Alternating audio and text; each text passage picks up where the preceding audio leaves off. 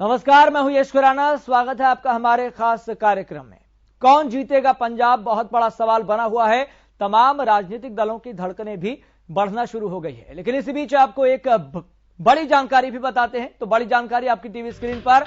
पंजाब में आम आदमी पार्टी के सीएम उम्मीदवार का ऐलान हो गया है। औपचारिक तौर पर दिल्ली के सीएम अरविंद केजरीवाल ने यह ऐलान किया है। भगवंत मान होंगे आम आदमी पार्टी के सीएम उम्मीदवार। जी हां, सीएम केजरीवाल ने भगवंत मान के नाम की घोषणा की है, मुहर लगा दी गई है। तो आम आदमी पार्टी की तरफ से पंजाब में सीएम का चेहरा, सीएम के पद के दावेदार के रूप में भगवंत मान के नाम का ऐलान किया गया है, घोषणा की गई है। पार्टी ने अपने स्तर पर ही प्रदेश की जनता से, यानी कि पंजाब की जनता से, आवाम से सुझाव मांगे थे कि आप अपनी राय दीजिए। हम ऐसे सीएम चेहरा घोषित नहीं करेंगे, क्योंकि प्रदेश की जनता जो चाहेगी वो होगा। और इसी को देखते हुए आम आदमी पार्टी के राष्ट्रीय संयोजक अरविंद केजरीवाल ने अपने पार्टी के स्तर पर भी एक इंटरनल सर्वे कराया, आंतरिक सर्वे करवाया, जिसमें दिल्ली के सीएम अरविंद केजरीवाल ने यह बताया कि 93.3% लोगों ने भगवंत मान के नाम पर मुहर लगाई है। इसलिए आम आदमी पार्टी यह ऐलान करने जा रही है कि पंजाब में आपका सीएम चेहरा होंगे भगवंत मान। जी हां, बड़ी जानकारी हम आपको बता रहे हैं। और इस बड़े ऐलान के साथ ही, इस बड़ी घोषणा के साथ ही आम आदमी पार्टी के कार्यकर्ताओं के भीतर भी एक अलग तरह का उत्साह देखने को मिला। लेकिन इतना जरूर है कि पंजाब की सियासत पूरी तरह से गर्मा चुकी है। सभी अपनी अपनी जीत का दावा कर रहे हैं। कांग्रेस की तरफ से अपनी जीत का दावा किया जा रहा है। तो इसी बीच आपको सुनवाते हैं कि दिल्ली के सीएम अरविंद केजरीवाल ने क्या कुछ कहा। 93.3% लोगों ने सरदार भगवंत मान का नाम लिया। दूसरे नंबर पे नवजोत सिंह सिद्धू थे, उनको 3.6% वोट मिले। तो आज आम आदमी पार्टी की तरफ से पंजाब के अगले सीएम और आम आदमी पार्टी का सीएम चेहरा औपचारिक रूप से सरदार भगवंत मान को डिक्लेयर करते हुए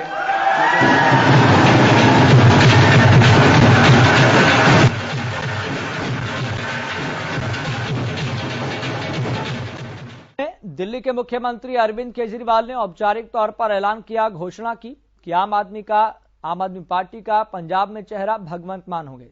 इस बीच आपको ग्राफिक्स के जरिए भी अहम जानकारियां दे देते हैं, जो आपके लिए जानना बेहद जरूरी है। तो ग्राफिक्स आपकी टीवी स्क्रीन पर। तो ग्राफिक्स आपको बता दें कि भगवंत मान कौन है, भगवंत मान को जिम्मेदारी क्यों। पंजाब में आम आदमी पार्टी का सबसे बड़ा चेहरा बताए जा रहे हैं। संगरूर से 2 बार लोकसभा चुनाव जीते हैं, तो साफ छवि है उनकी और भाषण का उनका अलग ही अंदाज है। इससे पहले वह कॉमेडियन भी रह चुके हैं। तो पार्टी कार्यकर्ताओं और नेतृत्व में अच्छी पैंठ मानी जाती है। जाट सिख समाज से आते हैं, जिसका पंजाब में अपना दबदबा है, वर्चस्व है, प्रभुत्व है। तो भगवंत मान को आम आदमी पार्टी ने जिम्मेदारी क्यों दी है?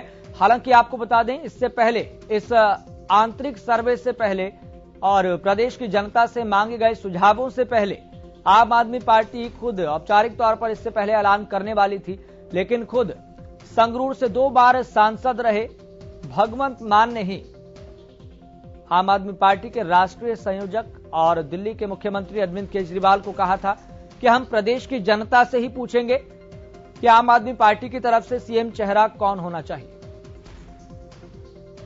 तो आम आदमी पार्टी ने भी पहले से वही तय कर रखा था और जनता ने भी उनके नाम का ऐलान किया, जैसा कि आम आदमी पार्टी ने बताया।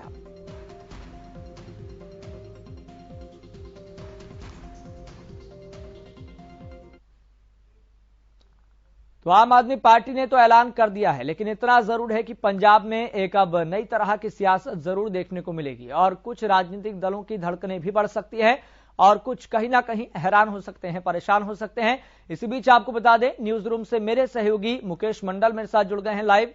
और इसी के साथ ही इसी विषय पर ज्यादा बातचीत के लिए, चर्चा के लिए मेरे साथ वरिष्ठ पत्रकार अमित नेहरा भी जुड़ गए हैं। अमित नेहरा जी, आपका बहुत बहुत स्वागत है हरियाणा न्यूज पर।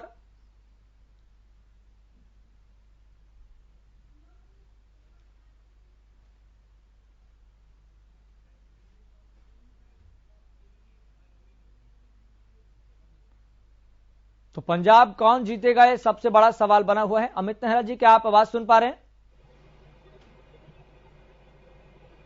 हाँ, बिल्कुल आ रही है जी। अमित नेहरा जी, फिलहाल पंजाब की राजनीतिक परिस्थितियां क्या इशारा कर रही है? कौन आगे कौन पीछे, आपका आकलन क्या कह रहा है?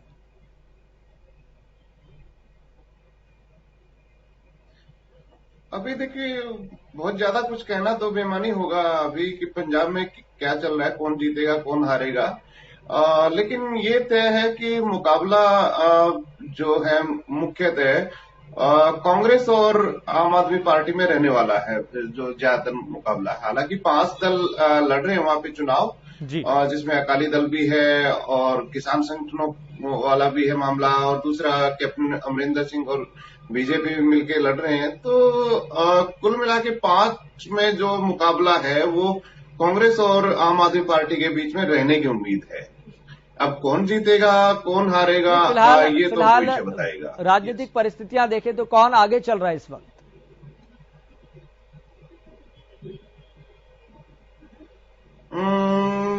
अभी कुछ कहना जल्दबाजी होगी, क्योंकि अभी नॉमिनेशन होंगे, फिर चुनाव प्रचार जोर पकड़ेगा, उसके बाद कुछ कहा जा सकता है। फिलहाल क्या है कि दोनों पार्टियां अपनी तैयारी में व्यस्त हैं और लग रहा है कि अपनी तरफ से कोई कोर कसर नहीं छोड़ना चाह रही है, क्योंकि आम आदमी पार्टी के लिए भी ये सिर्फ की बाजी लगाने जैसा चुनाव है। क्योंकि अगर दिल्ली के बाद अगर कहीं मजबूत है सबसे ज्यादा देश में, तो पंजाब ही बचता है आम आदमी के पास। और दूसरी तरफ कांग्रेस भी एक बहुत बड़ी पार्टी है, अपना राष्ट्रीय दल है, काफी चीजें उसके फेवर में भी है इस समय देश में, तो वो भी अपना एक प्रतिष्ठा का प्रश्न बनाए हुए है पंजाब में, तो वो भी कोई कोर कसर छोड़ना नहीं चाह रही। हाँ, हालांकि ये बात एक बड़ी इसको सही कहें गलत कहें, एक परंपरा सी पड़ गई है कि चुनाव से पहले ही प्रधानमंत्री पद का उम्मीदवार घोषित कर देना या मुख्यमंत्री का जो उम्मीदवार का नाम घोषित कर देना, जो जनता को भी मजा आता है इसमें पहले से पता चल जाए। लेकिन ये देखिए, जो संविधान है उसके तो उलट है। उसमें तो क्या है कि हमारा संविधान ये कहता है कि जो एक नियम है, भाई जब चुन के आएंगे विधायक या संसद, तो वो अपने नेता का चुनाव करेंगे और वो ही मुख्यमंत्री या प्रधानमंत्री होगा। लेकिन पिछले कुछ समय से एक बड़ी एक परंपरा बन गई है कि पहले से ही नाम घोषित कर दो। तो उसमें क्या होता है कि विधायकों की मजबूरी हो जाती है, सांसदों की भी मजबूरी हो जाती है, चुन के आए हैं कि उसके अलावा किसी को नहीं चुन सकते हो, पहले से ही पार्टी तय कर देती है। ठीक है अमित नेहरा जी, मैं आपके पास लौटूंगा, चूंकि ग्राफिक्स के जरिए अहम जानकारियां देना भी बहुत जरूरी है, क्योंकि जनता को सारी स्थितियों का आकलन करवाना बहुत जरूरी है। तो पंजाब के लोगों से सीएम उम्मीदवार पर राय मांगी गई थी और इसके लिए आम आदमी पार्टी ने मोबाइल नंबर भी जारी किए हैं। तो वॉइस मैसेज और एसएमएस के जरिए पसंद अपनी बतानी थी और व्हाट्सएप और कॉल के जरिए राय देने की सुविधा रखी गई थी। जैसा कि हम आपको लगातार ये बता भी रहे हैं कि आम आदमी जो पार्टी है वो पहले ही ऐलान करने वाली थी कि भगवंत मान ही आम आदमी पार्टी के सीएम पद के उम्मीदवार होंगे। लेकिन आम आदमी पार्टी ने और खुद यहां तक कि संगरूर के 2 बार लोकसभा से सांसद रहे भगवंत मान ने अपनी व्यक्तिगत तौर पर राय दी। दिल्ली के मुख्यमंत्री अरविंद केजरीवाल को उन्होंने बोला कि नहीं, हमें जनता से ही राय लेनी चाहिए, हमें जनता से ही सलाह मशविरा करना चाहिए, फिर उसके बाद ऐलान करना चाहिए। और हमारे साथ न्यूज रूम से मेरे सहयोगी मुकेश मंडल भी लगातार जुड़े हुए हैं। मुकेश मंडल, एक तरफ खबर सामने आती है कि सीएम चरणजीत सिंह चन्नी के करीबी पर ईडी रेड करती है, तो वहीं दूसरी तरफ पंजाब से ही खबर सामने आती है कि दिल्ली के मुख्यमंत्री अरविंद केजरीवाल अपने इंटरनल सर्वे के आधार पर भगवंत मान को आम आदमी पार्टी का चेहरे का ऐलान करते हैं। देखिए, बिल्कुल यस, आपने देखा कि सुबह ही खबर आती है कि जो मुख्यमंत्री है पंजाब के चन्नी, उनके जो रिश्तेदार हैं या उनके करीबी हैं, उनके 10 ठिकानों पे ईडी की छापेमारी चल रही है। इससे पहले आपने देखा कि ईडी की छापेमारी यूपी में भी चली है, तमाम तरह की। हालांकि इलेक्शन की बात करें तो इलेक्शन में लगातार इन तरह की चीजें जो है वो सामने आती है। लेकिन बात करें अरविंद केजरीवाल की, तो अरविंद केजरीवाल ने सबसे पहले, यानी जितने सियासी दल वहां पे चुनाव लड़ रहे हैं, चाहे अकाली दल की बात करें हम, चाहे कांग्रेस की बात करें, चाहे बीजेपी की बात करें, तमाम दलों से पहले अरविंद केजरीवाल ने ऐलान कर दिया कि भगवंत मान ही उनके सीएम के उम्मीदवार होंगे आम आदमी पार्टी के। हालांकि अरविंद केजरीवाल ने साफ तौर पे कहा है कि पहले ही कहा गया था कि हम सीएम का ऐलान कर देते, लेकिन भगवंत मान ने ही कहा कि जनता की राय के बिना हम कुछ नहीं कर सकते, जनता की राय को लेकर ही हम आगे बढ़ेंगे, क्योंकि जनता ही हमें चुनेगी। और यही वजह है कि उन्होंने एक बाकायदा मोबाइल नंबर जारी किया, जिस पर अरविंद केजरीवाल ने साफ तौर पे कहा कि आप इस मोबाइल नंबर पे एसएमएस के जरिए, वॉइस मैसेज के जरिए, व्हाट्सएप के जरिए, कॉल्स के जरिए आप हमें बताइए कि आपका पसंदीदा उम्मीदवार कौन है, कौन सीएम पद के लिए दावेदार बन सकता है। तो कहीं ना कहीं अरविंद केजरीवाल ने आज साफ तौर पर भी ये भी कहा कि कुछ लोगों ने मेरे नाम को लेकर भी मैसेज भेजे थे, मुझे सीएम बनाने की मांग कर रहे थे, लेकिन जो आंकड़े सामने आए हैं, यानी 21,59,437 फोन कॉल्स, मैसेज, तमाम चीजें हैं जो नंबर जारी किया गया, तो उस पे जो आए हैं उसके आंकड़े में साफ तौर पे कहा गया कि भगवंत मान को ही पंजाब की जिम्मेदारी देनी चाहिए। और यही वजह है कि जैसे ही भगवंत मान का नाम आया, वो उनके आंखों में आपने देखा कि वो इमोशनल हो गए, आंसू छलक गए, और कहीं ना कहीं जो उनके समर्थक थे उसमें खुशी जाहिर की, ढोल नगाड़ों के साथ उनका स्वागत किया अरविंद केजरीवाल के बयान का। तो कहीं ना कहीं आम आदमी पार्टी ये चाह रही है कि केजरीवाल सरकार ये चाह रही है कि जिस तरह से उन्होंने दिल्ली पे कब्जा किया, पंजाब पे भी कब्जा करें। हालांकि चुनौती है, क्योंकि दूसरी ओर बात करें कांग्रेस की, तो वो मजबूती में वहां पे है, क्योंकि मौजूदा सरकार कांग्रेस की है। ठीक है मुकेश, मैं आपके पास तो लौटूंगा। इसी बीच एक और बड़ी जानकारी सामने आ रही है, सीधा रुख करेंगे एक बड़ी जानकारी का। तो बड़ी जानकारी आपकी टीवी स्क्रीन पर। तो बड़ी जानकारी आपको बता दें, पंजाब में सीएम चन्नी के करीबी पर ईडी की रेड लगातार जारी है और कांग्रेस की तरफ से भी लगातार बयान दिए जा रहे हैं। तो सीएम के करीबी समेत कुल 10 ठिकानों पर यह कार्रवाई की गई है। तो सीएम चरणजीत सिंह चन्नी के करीबी बताए जा रहे हैं। अवैध सैंड माइनिंग और पैसों के लेन देन का यह मामला है, जिसको लेकर ईडी को इंफॉर्मेशन मिली थी और इंफॉर्मेशन के आधार पर ही ये रेड की गई है। लेकिन इससे कहीं ना कहीं पंजाब की सियासत भी पूरी तरीके से घुमावदार होती हुई दिखाई दे रही है।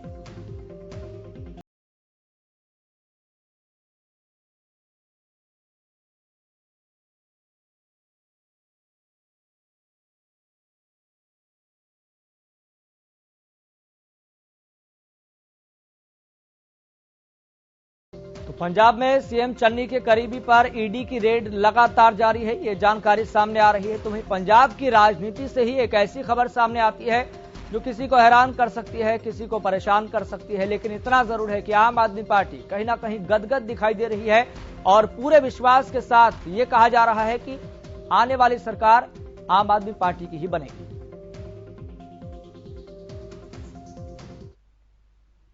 चलिए एक बार फिर से चर्चा की ओर रुख करेंगे। हमारे साथ वरिष्ठ पत्रकार अमित नेहरा लगातार जुड़े हुए हैं।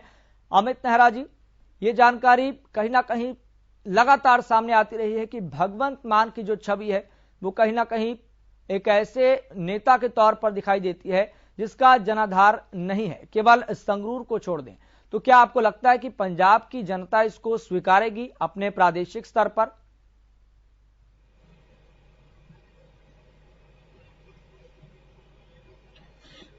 यस, ये तो कहना बड़ा अजीब सा होता है कि जो पार्टियां होती हैं वो अपना उम्मीदवार अगर सीएम का या पीएम का अगर वो घोषित कर देती हैं तो उसको स्वीकारना या ना स्वीकारना जनता के ऊपर नहीं फिर हम कह सकते। वो तो हम ये कह सकते क्या जो चुने हुए विधायक है वो उसको स्वीकार करेंगे, क्योंकि जनता के हाथ से तो तीर छूट चुका है। अब ये एक बहुत बड़ी बहस का विषय हो सकता है यस, कि इस तरह की जो चीजें घोषित की जाती हैं, जैसे मुख्यमंत्री, भावी मुख्यमंत्री को घोषित कर देना, भावी प्रधानमंत्री को घोषित कर देना, तो कल को ये मांग उठने लग जाएगी, भाई आप इस पद के लिए, मुख्यमंत्री पद के लिए या प्रधानमंत्री पद के लिए आप डायरेक्ट इलेक्शन क्यों नहीं करवा लेते बाकी चीजों के साथ? आप मेरी बात समझ रहे हैं ना? जी बिल्कुल। जब विधानसभा चुनाव होते हैं तो उसमें एक सीएम का भी चुनाव हो जाए। जैसे मेयर के चुनाव हरियाणा में, पहले मेयर के चुनाव सीधे नहीं होते थे, लेकिन अब अमेंडमेंट कर दिया है सरकार ने कि मेयर का इलेक्शन अलग से होगा। पहले तो सारे जो पार्षद बनते थे वो मिलके मेयर का चुनाव करते थे, लेकिन अब आगे से हरियाणा में मेयर का चुनाव सीधे जनता करेगी। तो आप इस तरह का प्रोविजन क्यों नहीं कर देते? अगर आपको ये है, सभी राजनीतिक दल इस तरह अगर ऐसे करने लग गए हैं जी।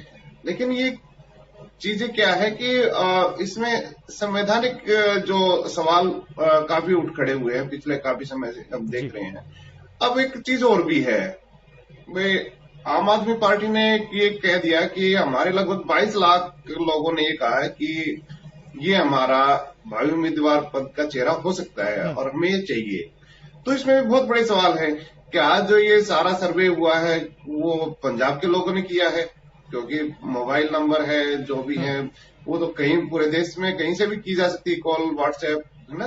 तो क्या ये दिल्ली वालों ने किया है, क्या ये पंजाब वालों ने किया है? तो बहुत सवाल है इसके पीछे, ठीक है ना।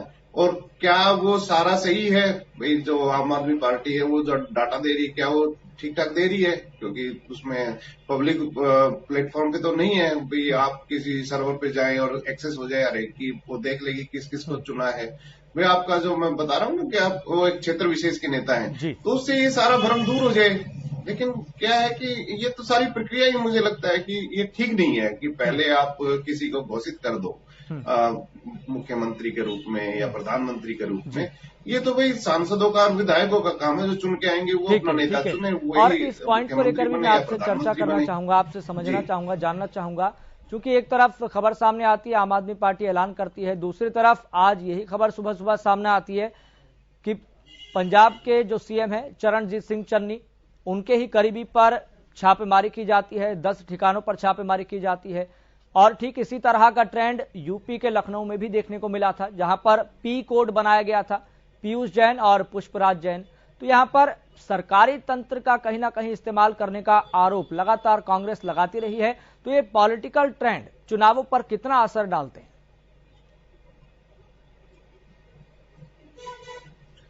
देखिए, मुझे लगता है यस इसका बहुत ज्यादा असर होगा नहीं जी, क्योंकि जनता पिछले 15-20 साल से देख रही है कि किस तरह जो ये इन्फोर्समेंट एजेंसीज हैं, सीबीआई है, ईडी है, तो उनका प्रयोग कैसे सत्ताधारी पार्टियां करती हैं।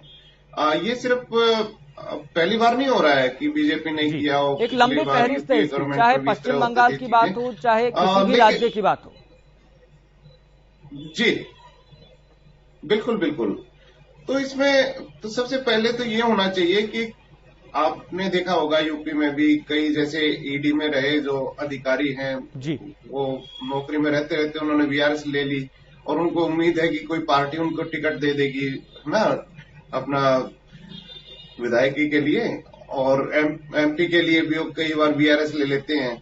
तो एक ये है चर्चा इस पे भी चलनी चाहिए कि इस तरह के जो अधिकारी हैं जो टिकट लेने के लिए वीआरएस ले लेते हैं या सेवानिवृत्त होने के बाद किसी पॉलिटिकल पार्टी का टिकट लेते हैं, तो उनके जो कार्यकाल में जो पिछले कम से कम 3 साल में उन्होंने जो कार्य किए हैं अपने डिपार्टमेंट में रहते हुए, अपने क्षेत्र में रहते हुए, उनका विश्लेषण जनता के सामने लाया जाना चाहिए कि उन्होंने क्या काम किया।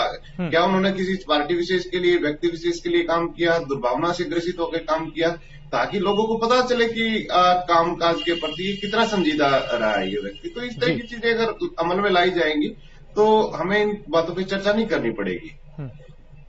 ठीक है, मुकेश मंडल भी लगातार मेरे साथ जुड़े हुए हैं।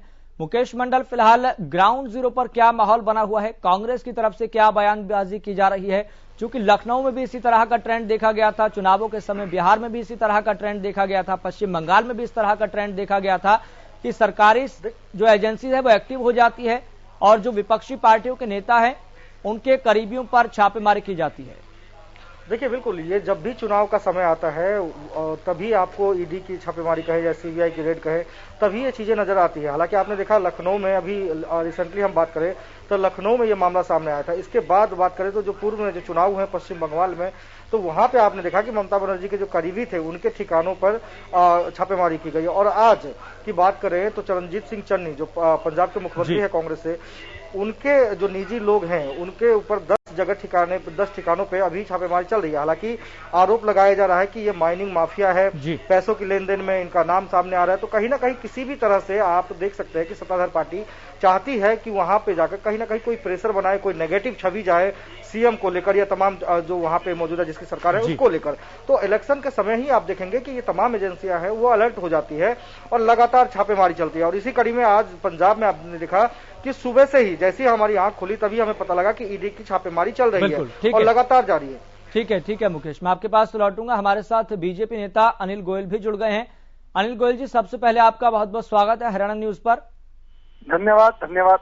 अनिल गोयल जी, लगातार ये भारतीय जनता पार्टी पर आरोप लगता रहा है कि भारतीय जनता पार्टी सरकारी एजेंसीज का इस्तेमाल करती है अपने हक के लिए, ताकि विपक्षी पार्टी का जो नैरेटिव जो बना हुआ है, जो छवि बनी हुई है, उसको नुकसान पहुंचे। नहीं भाई जी, एक बात बताओ कि क्या ये गलत काम नहीं कर रहे हैं? अगर कोई गलत काम कर रहे हैं तो क्या एजेंसियों को काम करना छोड़ देना चाहिए? नहीं अनिल गोयल जी, सवाल लगातार ये खड़ा होता है कि टाइमिंग पर सवाल खड़ा होता है। पश्चिम बंगाल में भी ये देखा गया, ममता बनर्जी के करीबियों पर छापेमारी की गई, और ठीक इसी तरह का ट्रेंड यूपी के लखनऊ में भी देखा गया। बताया गया कि अखिलेश यादव के करीबी है। फिर पंजाब में भी इसी तरह का ट्रेंड। क्या जो एजेंसीज है उनको इसी समय याद आता है? टाइमिंग को लेकर हमेशा सवाल खड़ा किया जाता है। नहीं देखो, मैं फिर एक बात कह रहा हूँ, अभी हमारे प्रधानमंत्री जी ने सुभाष चंद्र बोस जी को 23 जनवरी को 26 जनवरी मनाई जाएगी, उस पर टाइमिंग का प्रश्न आएगा। भाई चुनाव का काम, चुनाव तो हर बार होते रहेंगे। क्या चुनाव होने के बाद में जो पुलिस है अपना काम छोड़ देगी, कोर्ट अपना काम छोड़ देगी, एजेंसी अपना काम छोड़ देंगी? भाई इन्होंने अपना काम करना है। जिन्होंने गलत काम करे हैं उनके यहाँ छापे भी पड़ेंगे और जो गलत चीजें वो सामने भी आएंगी। जनता को पता भी चलना चाहिए जिनको हम चुन करके भेज रहे हैं, जो सरकारें काम कर रही हैं वो देश के हित में कितना काम कर रही है, पंजाब या अपने स्टेट के हित में कितना काम कर रही है और अपने पर्सनल हित में कितना काम कर रही है। और अगर वो गलत है तो दूध का दूध पानी पानी हो जाएगा। उन्हें डरने की क्या जरूरत है? अगर उन्होंने कुछ गलत नहीं करा है तो इसमें डरने की जरूरत ही नहीं है। और टाइमिंग का जहां तक सवाल है, टाइमिंग तो एजेंसी अपना काम करती है। अभी जिस कांग्रेस के टाइम में सीबीआई को तोता कहा जाता था, कांग्रेस का तोता, तो क्या मान लें इस बात को? ये बात ठीक है। और अगर वो बात ठीक है तो आज इनके तरफ क्यों है? मेरा ये कहने का मतलब ये है कि निश्चित तौर पर ये हर बात को राजनीतिक एंगल पर देखना, अपनी गलती को छिपाने के लिए राजनीतिक। ठीक है अनिल जी, यहाँ पर इस पूरे प्रकरण को लेकर पंजाब के सीएम चरणजीत सिंह चन्नी ने क्या कुछ कहा है, ये भी आपको सुनवाते हैं, फिर उसके बाद फिर आपसे प्रतिक्रिया लेंगे। वेस्ट बंगाल के जब इलेक्शन हुए, ममता बनर्जी के रिश्तेदारों पे भी ऐसे ही अटैक हुए थे, सेम पैटर्न पे अब पंजाब में ईडी प्रेशराइज करने की कोशिश कर रही है, परेशानी दे रही है, हर तरीके से दबाव बनाया जा रहा है। खाली एक मंत्री पे नहीं, मुख्यमंत्री पे नहीं, हर कांग्रेस के वर्कर पे दबाव बनाया जा रहा है। ये अच्छा माहौल नहीं है लोकतंत्र के लिए। इलेक्शन आ गए तो इनको ईडी की रेडें याद आ गई, लेकिन हम ये सब दबाव झेलने के लिए तैयार हैं। परेशानियां जितनी देंगे उतनी लेने के लिए तैयार हैं। हम अपने इलेक्शन को आगे बढ़ाएंगे। ये किसी भी तरह इसको भी सीधा रुख करेंगे एक बड़ी जानकारी का। तो ईडी की छापेमारी पर पंजाब के सीएम चरणजीत सिंह चन्नी का बयान सामने आया है। उन्होंने कहा कि इस तरह की रेड और चुनावों के समय के लोकतंत्र के लिए बिल्कुल भी ठीक नहीं है, बिल्कुल भी स्वस्थ नहीं होती है। उन्होंने कहा कि कांग्रेस कार्यकर्ताओं को प्रेशराइज किया जा रहा है, परेशान किया जा रहा है, ये कार्रवाई राजनीति से प्रेरित है, ये बात उन्होंने कही। और ठीक इसी तरह के बयान हर इलेक्शन के दौरान विपक्षी नेताओं द्वारा कहे जाते रहे हैं। इस तरह की बातें लगातार सुनी जाती रही है, क्योंकि इस तरह का ट्रेंड चाहे पश्चिम बंगाल की बात हो, चाहे यूपी की बात हो, चाहे बिहार चुनाव की बात हो, अब चाहे बात पंजाब की हो, तो कांग्रेस हमेशा से लगातार ये आरोप लगाती रही है कि भारतीय जनता पार्टी इन सरकारी एजेंसीज का इस्तेमाल कर रही है, इन एजेंसीज का इस्तेमाल अपने हक के लिए कर रही है। और ठीक इसी तरह का बयान तो ईडी की छापेमारी पर सीएम चरणजीत सिंह चन्नी ने भी दिया। उन्होंने कहा कि ये जो छापेमारी है राजनीति से प्रेरित है।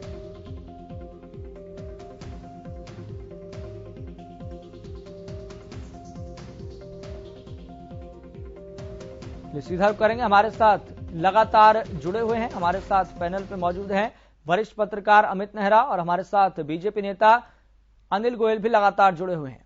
अनिल गोयल जी, आपने बयान सुना, उन्होंने कहा कि ये जो छापेमारी की गई है ये राजनीति से प्रेरित है और ये लोकतंत्र के लिए बिल्कुल भी ठीक नहीं है। नहीं, मैं चन्नी साहब से पूछना चाहता हूं कि प्रधानमंत्री जी का रास्ता रोकना, काफिला रोकना, ये राजनीति से प्रेरित नहीं थे, ये लोकतंत्र की हत्या नहीं है। ये अपने गृहवान में झांके कि कितना बड़ा कुकृत्य इन्होंने करा, पूरे विश्व में देश को बदनाम करने का काम करा है। और आज अगर इनकी गलतियां पकड़ी जा रही हैं, इनकी चोरी पकड़ी जा रही है, ये खनन माफिया हैं, वो चीजें पकड़ रहे हैं, तो आज इनको पेट में दर्द हो रहा है। देश की सुरक्षा के मामले में कहते कोई कंकर तो नहीं चली, कोई पत्थर तो नहीं चला, कोई लट तो नहीं चले। आप इतने बचकाना बयाना यहाँ के इस मुख्यमंत्री होने के बाद में दे रहे हैं मैं ये बात नहीं समझ रहा, इनसे अपना घर सिमल नहीं रहा है। इनका भाई इंडिपेंडेंट चुनाव लड़ने की तैयारी कर रहा है। अब ये घर सिमल नहीं रहा है, अपनी गलती को छिपाने के लिए ये भाजपा पर आरोप लगाते हैं। ये तो बिल्कुल गलत है पूरी तरीके से। ये अपना सब काम ठीक ठाक तरीके से करें, इन्हें कौन सी किस बात की दिक्कत आ रही है। ठीक है अनिल गोयल जी, बहुत बहुत शुक्रिया जुड़ने के लिए, अपना पक्ष रखने के लिए। मुकेश मंडल आपका भी बहुत बहुत शुक्रिया जुड़ने के लिए। अमित नेहरा जी आपका भी बहुत बहुत शुक्रिया जुड़ने के लिए, अपनी बात रखने के लिए। तो कौन जीतेगा पंजाब, ये सबसे बड़ा सवाल बना हुआ है, इसलिए इंतजार करना होगा परिणामों का, इसके साथ ही इंतजार करना होगा वोटिंग का, वोटिंग परसेंटेज का। फिलहाल मुझे भी दीजिए इजाजत, लगातार देखते रहें हरियाणा न्यूज।